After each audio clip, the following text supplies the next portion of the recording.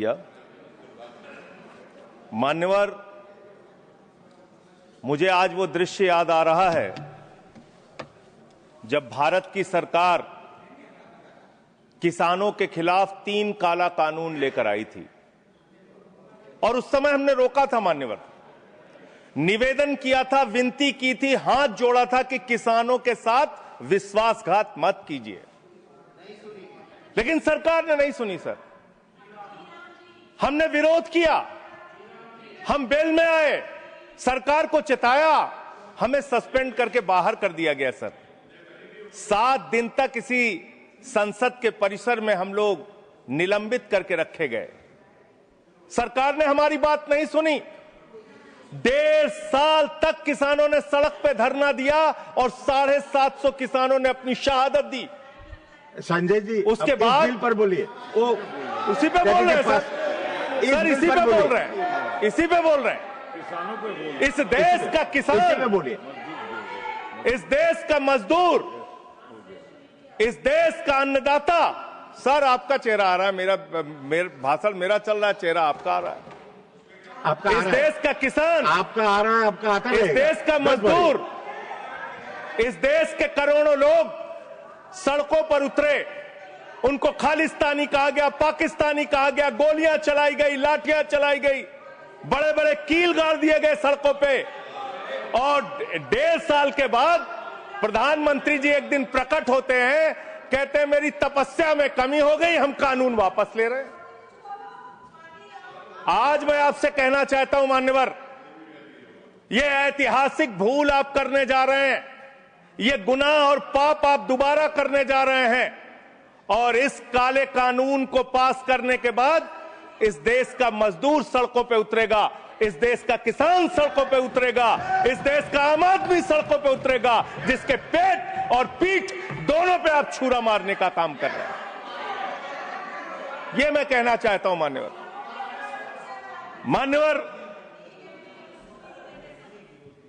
मान्यवर, यह बिल किस मंशा और उद्देश्य के तहत लाया गया है? इस बिल को आपने कह दिया जी राम जी बिल है, जी राम जी बिल है। भगवान श्री राम का नाम लेके कितना गुनाह आप अपना छिपाना चाहते हैं, कितना गुनाह छिपाना चाहते हैं? राष्ट्रपिता महात्मा गांधी से आपको क्या समस्या है मान्यवर? अरे वो राष्ट्रपिता महात्मा गांधी इतने महान है, इतने महान है, इतने महान है कि दुनिया के 80 देशों में उनकी प्रतिमा लगी हुई है मान्यवर, 80 देशों में। और जब G20 का सम्मेलन हुआ, दुनिया के तमाम राष्ट्राध्यक्ष आए, दुनिया के तमाम प्रधानमंत्री और राष्ट्रपति आए, तो भारत के प्रधानमंत्री को मजबूर होकर उसी राजघाट पर महात्मा गांधी के सामने सर झुकाना पड़ा। वो गोलवरकर की समाधि पे नहीं गए, गांधी की समाधि पे गए। वो गोडसे की समाधि पे नहीं गए, गांधी की समाधि पे गए। मान्यवर, राष्ट्रपिता महात्मा गांधी जो राम राज्य की कल्पना करते थे, राष्ट्रपिता महात्मा गांधी जो रघुपति राघव राजा राम का पाठ करते थे, राष्ट्रपिता महात्मा गांधी जो भगवान श्री राम के सच्चे भक्त थे। और याद रखिएगा मान्यवर, इस सरकार को आपके माध्यम से कहना चाहता हूं, भगवान को अपने भक्त से बहुत प्यार होता है। आज भगवान श्री राम आपको श्राप दे रहे होंगे कि तुम हमारे भक्त को अपमानित कर रहे हो, तुम अपने भक्त को, तुम हमारे भक्त को अपमानित कर रहे हो। भगवान श्री राम आपको जरूर श्राप दे रहे होंगे मान्यवर, मैं शिवराज सिंह जी चौहान कृषि मंत्री जी को अटल जी के एक घटना से याद दिलाना चाहता हूं, राम के नाम का महत्व। एक उनके प्रतिद्वंदी ने बयान दिया मान्यवर, राजनीतिक प्रतिद्वंदी ने, उस प्रतिद्वंदी ने कहा अगर अटल जी को पूजा करनी है तो मेरी पूजा क्यों नहीं करते, मेरे नाम में भी राम लिखा हुआ है। अटल जी ने उसको जवाब दिया, राम हमारे लिए मर्यादा के प्रतीक हैं, राम हमारे लिए आदर्श हैं, राम हमारे लिए आराध्य हैं, राम हमारे लिए देवतुल्य हैं। अरे राम वो हैं जो पिता का वचन निभाने के लिए 14 वर्ष तक वनवास में रहे। राम वो है जिसने लंका का नाश किया। और राम चरित्र का नाम है, राम मर्यादा का नाम है, राम आदर्श का नाम है। राम के नाम में चरित्र होना चाहिए, वरना तो हराम में भी राम लिखा हुआ है, वरना तो हराम में भी राम लिखा हुआ है। इसलिए राम का नाम लगा लेने मात्र से आपके गुनाह नहीं छिप जाएंगे। सुखराम नाम था ना मान्यवर, बेड के नीचे रुपया मिला था, बेड के नीचे रुपया मिला था। और मैं सोच रहा था कि जब क्या इस जी राम जी योजना से आप भगवान श्री राम का सम्मान कर रहे हैं या अपमान कर रहे हैं? आप भगवान श्री राम का सम्मान कर रहे हैं या उनको गली मोहल्ले गांवों में बदनाम कर रहे हैं? मैं पढ़ रहा था, एक खबर मिली, राजस्थान में मनरेगा योजना में 200 करोड़ का भ्रष्टाचार। मैंने पढ़ा गुजरात में 500 करोड़ रुपए का भ्रष्टाचार। ये सारे कागजात हैं। मैंने पढ़ा उत्तर प्रदेश में मनरेगा योजना में मजदूरों के नाम पे हजारों करोड़ का भ्रष्टाचार। हरियाणा में मान्य हजारों करोड़ का भ्रष्टाचार। सर योजना पे बोल रहा हूँ, सर योजना पे बोल रहा हूँ। सारा कागज चाहिए आपको, इनके भ्रष्टाचार का कागज चाहिए सर दे दूंगा, इनको दे दूंगा। लेकिन अब मैं सोच रहा था कि अब अगर चर्चा होगी तो क्या चर्चा होगी? लोग क्या कहेंगे? अरे भाजपाइयों ने जी राम जी योजना के तहत 1000 करोड़ का भ्रष्टाचार यूपी में कर लिया। अरे भाजपाइयों ने हरियाणा में 500 करोड़ रुपए का भ्रष्टाचार जी राम जी में कर लिया। अरे भाजपाइयों ने महाराष्ट्र में जी राम जी के नाम पे करोड़ों का भ्रष्टाचार कर लिया। हाइपोथेटिकल बात कर रहे हैं। भाजपाइयों ने गुजरात में तो क्या बोलूं सर? क्या आपत्ति है इनको सर? क्या बोलूं? जी राम जी ना बोलूं सर? अब तो गुजरात में सैकड़ों करोड़ का भ्रष्टाचार भाजपाइयों ने जी राम जी के नाम पे कर लिया। पूरे देश में गांव में बिल पास विधायक इनके बीजेपी के विधायकों ने जी राम जी योजना में भ्रष्टाचार कर लिया। तो ये आप राम को सम्मान दे रहे हैं कि राम को अपमानित कर रहे हैं? आप राम को अपमानित कर रहे हैं।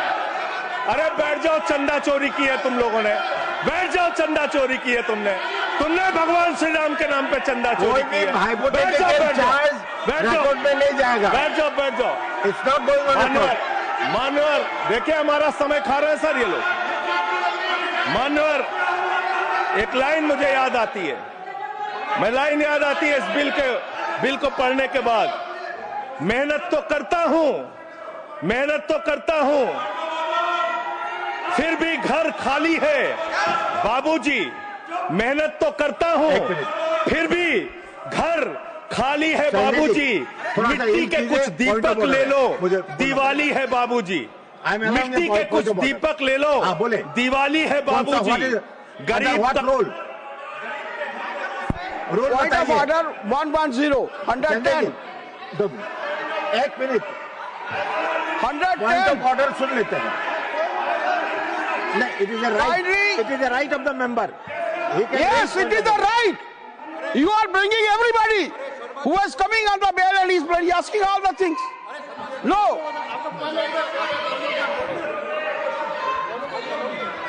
आप अंडर व्हाट रूल? अगर बिल के साथ या बिल से रिलेटेड नहीं है और रिकॉर्ड में नहीं जाएगा, मैं यही कहना चाहता हूं, kindly refer the scope of the debate. He is crossing, Honorable Vice Chairman Sahab, he is crossing all the limits. There is no mention, either he should speak against the bill or in favor of the bill. मान्यवर बैठिए, either he should speak in favor of the bill or he should speak against the bill. He is not speaking against the bill. He is speaking against the Ram. What? How you can expect that we will agree to it? Role बताइए, role.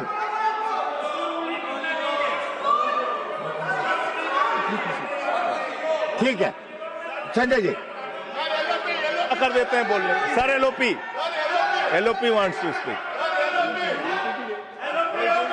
जब आपने उनको allow किया LOP को करिए। आपका समय कम है, उनको अलाउ, आपका समय से जाएगा है आपका समय जो से सर उनका हमारे में से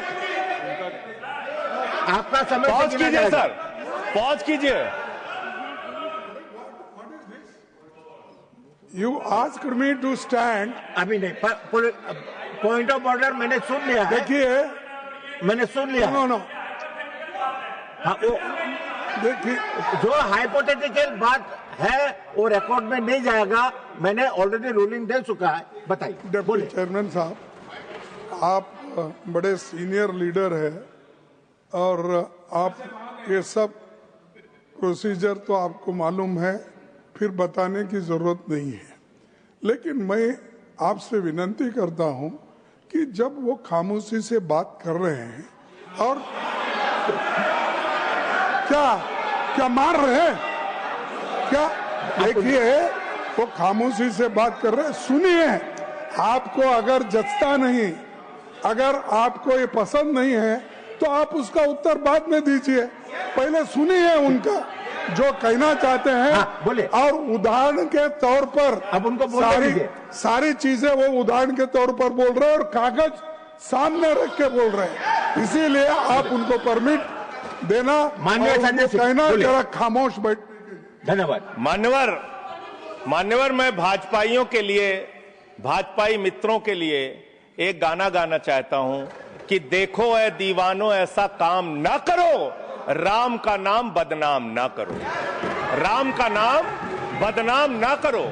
इस जी राम जी योजना के नाम पे पूरे देश में आप लोगों का जो भ्रष्टाचार है, हम नहीं चाहते कि वो हमारे आराध्य भगवान श्री राम के साथ जुड़े।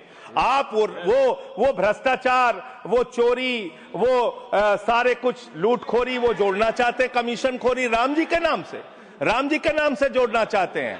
लेकिन मैं क्या करूं मान्यवर, मैं तो कह रहा हूं, आप फिर आ गए मान्यवर, हम लोगों को। हाँ तो मान्यवर हम तो कह रहे हैं देखो ऐ दीवानो ऐसा काम ना करो, राम का नाम बदनाम ना करो। लेकिन हमारे भाजपाई मित्र कह रहे हैं राम राम जपना पराया माल अपना, राम राम जपना पराया माल अपना। इनका ध्यान लूटखोरी और भ्रष्टाचार में लगा हुआ है। इस कानून में क्या लिखा हुआ है मान्यवर? इस कानून में लिखा हुआ है, इस कानून में लिखा हुआ है मान्यवर, इसमें लिखा हुआ है कि 40% हिस्सा राज्य सरकारें देंगी, 60% हिस्सा केंद्र सरकार देगी। पहले 90% हिस्सा केंद्र सरकार देती थी, 10% हिस्सा राज्य सरकारें देती थी। आज तो ज्यादातर राज्य सरकारें आपकी नीतियों की बदौलत, आप जीएसटी का पैसा खाते हैं, राज्यों के टैक्स का पैसा खाते हैं, आपने राज्यों को खोखला कर दिया, आपने राज्यों को कर्ज में डुबा दिया। अब आप कह रहे हैं राज्य सरकारें इसमें पैसा लगाएंगी, यानी आप इस योजना को मारना चाहते हैं, आप इस देश के मजदूरों का हक मारना चाहते हैं, इस योजना को पूरी तरीके से खत्म और समाप्त करना चाहते हैं। इस मंशा से आप इस योजना को लेके आए हैं, क्योंकि राज्यों के ऊपर आज जो कर्जा है वो मैं पढ़ के आपके सामने सुनाना चाहता हूं। तमिलनाडु 8,34,000 करोड़ रुपए, उत्तर प्रदेश 7,69,000 करोड़ रुपए, महाराष्ट्र 7,22,000 करोड़ रुपए, पश्चिम बंगाल 6,58,000 करोड़ रुपए, कर्नाटक 5,57,000 करोड़ रुपए, राजस्थान 5,62,000 करोड़ रुपए, आंध्र प्रदेश 4,85,000 करोड़ रुपए, गुजरात 4,67,000 करोड़ रुपए, केरल 4,29,000 करोड़ रुपए, मध्य प्रदेश 4,18,000 करोड़ रुपए, तेलंगाना 3,89,000 करोड़ रुपए, बिहार 3,19,000 करोड़ रुपए। ये कर्जे में डूबे हुए राज्यों से, ये कर्जे में डूबे हुए राज्यों से आप ये कह रहे हैं कि 40% पैसा लगाओ, यानी कि सर आप ये हम बोल रहे हैं, कौन बोल रहा है सर? ये क्या हो रहा है? आप मैं आपसे पूछना चाहता हूं, राज्य जो कर्जे में डूबे हुए हैं, जो आप बोल रहे हैं वही रिकॉर्ड में जा रहा है। मान्यवर मैं ये कहना चाहता हूं कि जो राज्य पहले से ही लाखों लाख करोड़ रुपए के कर्जे में डूबे हुए हैं, आप उनसे कह रहे हैं 40% पैसा आपको लगाना होगा। आप इस योजना में कह रहे हैं कि आप एरिया तय करेंगे, एरिया आप निर्धारित करेंगे कहां पे ये आपकी स्कीम लागू होगी या नहीं लागू होगी, इसको आप तय करेंगे। ये कितने 125 दिन की आप बात कर रहे हैं मान्यवर? आंकड़ा उठाकर देख लीजिए, मंत्री जी यहां पर मौजूद हैं। 100 दिन के रोजगार की गारंटी है मनरेगा योजना में, लेकिन औसतन पूरे हिंदुस्तान में 50 दिन से ज्यादा रोजगार आपने नहीं दिया। आपने मजदूरों के साथ धोखा करने का काम किया। और आंकड़े ये बताते हैं कि आपका जो बजट का निर्धारण होता है 12 करोड़ लोगों के लिए 267 रुपए के हिसाब से अगर आप मजदूरी निर्धारित करते हैं तो करीब करीब 3,13,000 करोड़ रुपए बनती है। आप उसके लिए 86,000 करोड़ रुपए का बजट रख रहे हैं। यानी कि मंशा आपकी शुरू से स्वयं यही है कि आप इस योजना के तहत लोगों को काम नहीं देना चाहते हैं, मजदूरी नहीं देना चाहते हैं। लेकिन मजदूरों के हक में, मजदूरों की आवाज उठाने वाले लोग देश भर में संगठित हो रहे हैं। ये आप दूसरा अपराध करने जा रहे हैं। मैं आपको कहना चाहता हूं, आपके माध्यम से इस सरकार को चेतावनी देना चाहता हूं। कौन सी हक की लड़ाई लड़ रहे हैं महराज मलिक, जो हमारा विधायक है जम्मू कश्मीर का? वो जमीन के हक की लड़ाई लड़ रहा था, मजदूर के हक की लड़ाई लड़ रहा था। आपने उसको पीएसए का कानून लगा के जेल में डाल दिया। कौन से हक की लड़ाई लड़ रहे थे सोनम वांगचुक? मजदूर के हक की लड़ाई लड़ रहे थे, किसान के मक्के हक की लड़ाई लड़ रहे थे, आम आदमी के हक की लड़ाई लड़ रहे थे, लद्दाख के लोगों के हक की लड़ाई लड़ रहे थे। उस सोनम वांगचुक को, जो एक पढ़े लिखे प्रतिष्ठित व्यक्ति हैं, उनको आपने पकड़कर जेल में डालने का काम किया। आप पूरे देश में जबरदस्ती मामला है जी, तो ये रिकॉर्ड में नहीं जाएगा। क्यों नहीं जाएगा सर? क्यों नहीं जाएगा सर? मजदूर के लिए लड़ने वाले क्यों नहीं जाएगा? मैटर जो सर है क्यों नहीं जाएंगे? वो रिकॉर्ड में नहीं जाएगा। आगे बोले सर, आगे बोले सर। मैं इस अवसर पर पंडित राम नरेश त्रिपाठी, जो हमारे सुल्तानपुर के हैं, उनकी एक कविता पढ़ना चाहूंगा। ना मंदिर में, ना मस्जिद में, ना गिरजे के आसपास में, ना पर्वत पर, ना नदियों में, ना घर बैठे, ना प्रयास में, ना कुंजों में, ना उपवन में, शांति भवन या सुख निवास में, ना गाने में, ना बाने में, ना आशा में, ना ही हास में, ना छंदों में, ना प्रबंध में, ना अलंकार, ना अनुप्रास में, खोज ले कोई राम मिलेगा दीन जनों की भूख प्यास में। खोज ले कोई राम मिलेगा दीन जनों की भूख प्यास में। आप दीन जनों को भूखा रख के, उनकी मजदूरी छीन के, उनके हाथ का काम छीन के, उनका रोजगार छीन के, आप चाहते हैं उनके पेट पे लात मार के, आप चाहते हैं कि आप सिर्फ इस योजना का नाम बदल देंगे, इस योजना का नाम बदल देंगे तो पूरे देश में आपका महिमा मंडन हो जाएगा। अब आपका ये नकली काम इस देश के अंदर चलने वाला नहीं है। पूरा देश आपकी सच्चाई जान चुका है मान्यवर। पिछले दिनों मैंने पदयात्रा शुरू की थी अयोध्या से लेकर सरयू से संगम तक। अयोध्या में किसान आए हमारे पास, बहुत सारे किसानों ने आकर कहा किस तरीके से अयोध्या के अंदर किसानों की जमीनों का कब्जा किया जा रहा है प्रशासन के द्वारा, भारतीय जनता पार्टी की सरकार के द्वारा। वहां पर किसानों के ऊपर लाठियां चला के, गोलियां चला के, बुलडोज करके उनकी जमीनें औने पौने दामों में ली जा रही है मान्यवर। औने पौने दामों में उनकी जमीनें ली जा रही हैं। और वो जमीनें मान्यवर वो जमीनें जो ली जा रही हैं किसानों से, वो जमीनें बड़े बड़े बिल्डर को बेची जा रही हैं, किसानों से 5 लाख रुपए बिस्वा जमीन ली गई अयोध्या में। अरे सुनो ध्यान से, किसानों से 5 लाख रुपए बिस्वा अयोध्या में जमीन ली गई और लोढ़ा ब्रदर्स ने उसी जमीन को प्लाटिंग करके 1 करोड़ 80 लाख रुपए में बेचा। आप धंधा कर रहे हैं, प्रभु श्री राम के नाम पे आप धंधा कर रहे हैं, अयोध्या के लोगों को लूटने का काम कर रहे हैं, अयोध्या के किसानों को लूटने का काम कर रहे हैं। इसीलिए अयोध्या के लोगों ने आपको हराया, इसीलिए अयोध्या के लोगों ने आपको हराया। और यही आपका चरित्र रहेगा तो पूरे देश में जनता आपको जवाब देगी, जनता आपको हराने का काम करेगी। ये मजदूरों का हक मारने का काम जो आप कर रहे हैं, इसको बंद कीजिए। मानवर, मैं अंतिम बात कहना चाहता हूं, मानवर बोले, जब ये मनरेगा योजना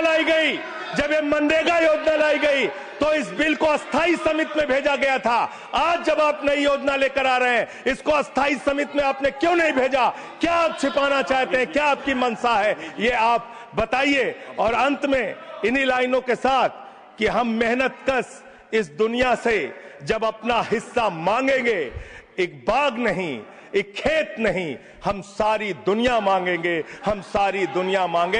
इस देश का मजदूर आपके खिलाफ खड़ा होगा, अपनी आवाज को बुलंद करेगा। इंकलाब जिंदाबाद, वंदे मातरम, जय श्री राम, धन्यवाद। जय श्री राम। कोई श्री राम का नाम नहीं लिया। श्रीमान एस निरंजन रेड्डी।